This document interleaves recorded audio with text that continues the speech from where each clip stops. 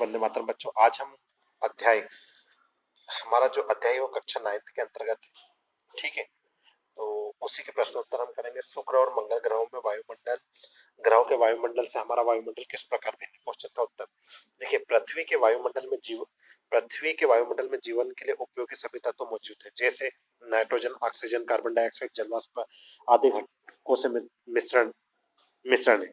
पृथ्वी पर ही पृथ्वी पर जीवन का आधार है, जबकि शुक्र, मंगल जैसे ग्रहों पर जीवन का नहीं है। वायुमंडल का मुख्य घटक कार्बन डाइऑक्साइड है।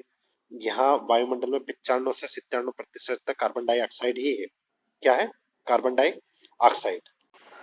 ये हमारा एक बहुत ही जबरदस्त क्वेश्चन। वायुमंडल एक कंबल की तरह किस प्रकार कार्य करता है? वायुमंडल पृथ्वी के औसत तापमान को दिन के समय और रात के समय पूरे वर्ष भर लगभग नियत रखता है।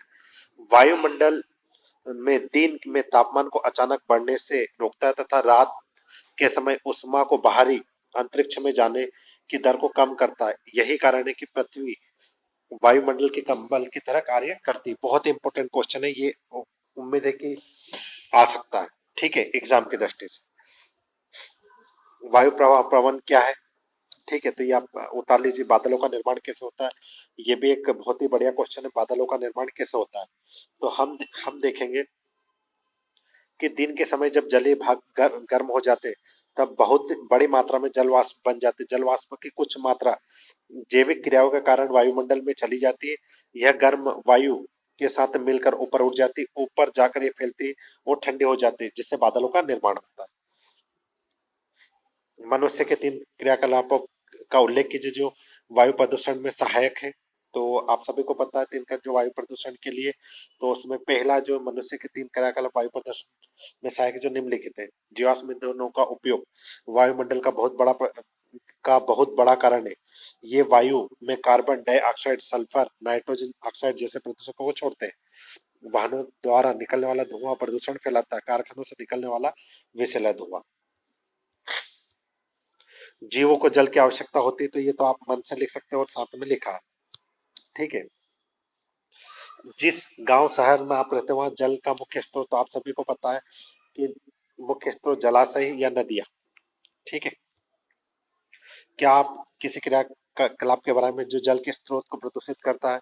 तो एक तरीके से जल प्रदूषण का ही उत्तर है। तो हमें पता है कि जल एवं कारखानों में कागज उद्योग द्वारा छोड़ा गया विषैला एवं रसायनयुक्त पानी, कृषि कार्य में उपयोग होने वाले पीड़ानाशी उर्वरक जलाशयों में मिल जाते हैं। इससे भी नदियों में मरे हुए जीवों को प्रभावित करने से भी जल प्रदूषण होता है।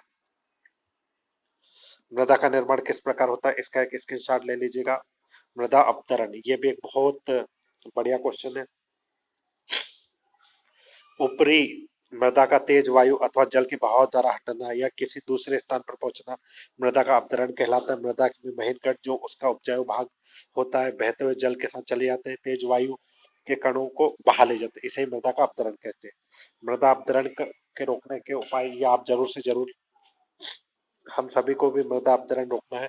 तो सबसे पहला उपाय, भूमि को अधिक से अधिक हरा भरा रखिए।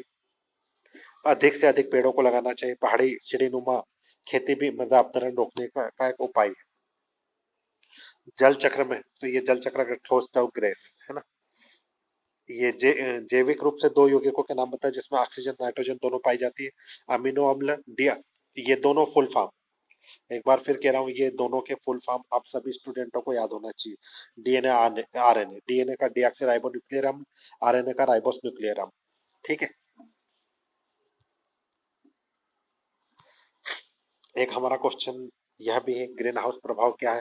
तो उत्तर में हम लिखेंगे वायुमंडल के ऊपरी सतह पर कार्बन डाइऑक्साइड, CO2 और जल वाष्प आदि पृथ्वी से परावर्तित होकर उसमें प्रभाव होने वाले अवरक्त किरणों को अवशोषित कर लेती है, जिससे वायुमंडल सामान्य ताप बढ़ जाता है। वायुमंडल के ग्रीन हो जाने को ही ग्रीन हाउस प्रभाव कहते हैं।